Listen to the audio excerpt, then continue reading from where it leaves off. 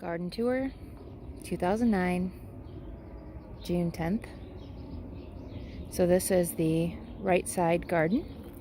I have an arbor here with honeysuckle on one side and why can't I remember what that is?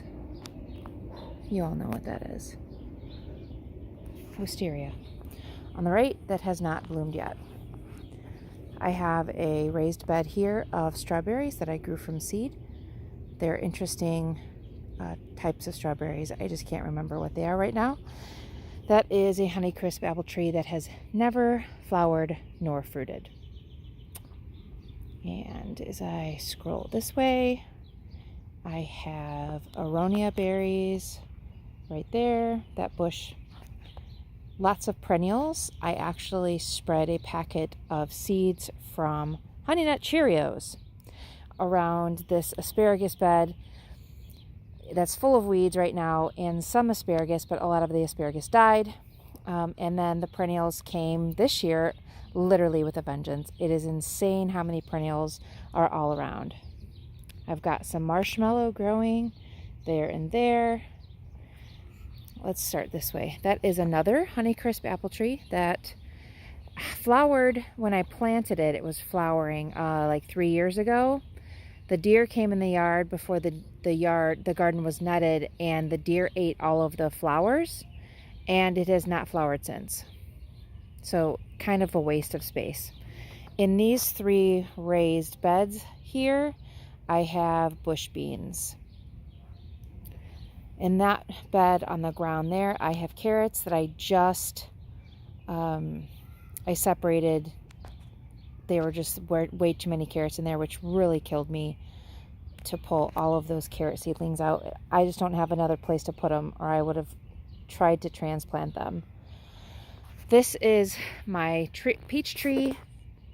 We had a horrible winter this past winter, and the Arctic freeze that we had, polar vortex, killed all of the buds, so there are absolutely no peaches this year.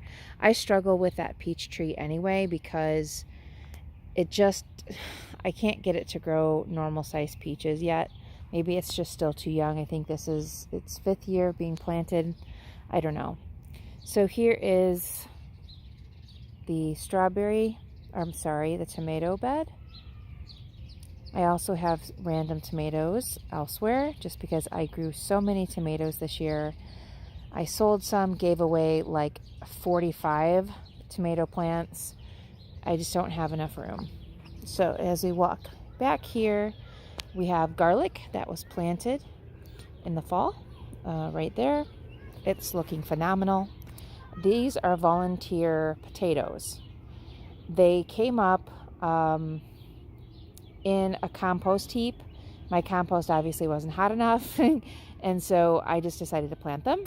And back there, I have squash and zucchini and some kale. These 2 trees here are Golden Delicious apple trees. Last year was the first year that this one here that I'm closest to fruited. I had probably 6 or 7 apples last year.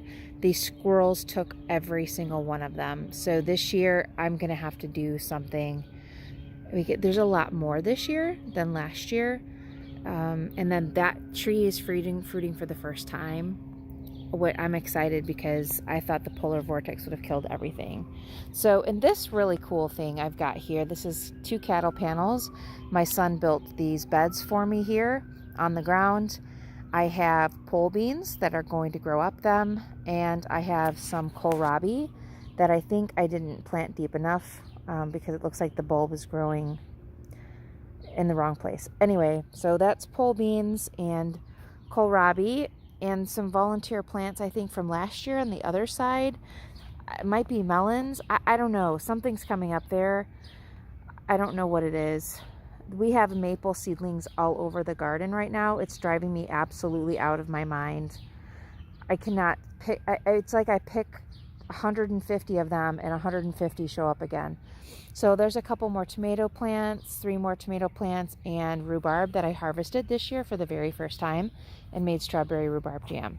Now outside of this garden, back here where the ugly fire pit is in the background, I have 2 elderberry plants that will be fruiting for the first time this year, and I'm super excited. So that is the garden on the right side of my yard. Next, we'll go to the left side.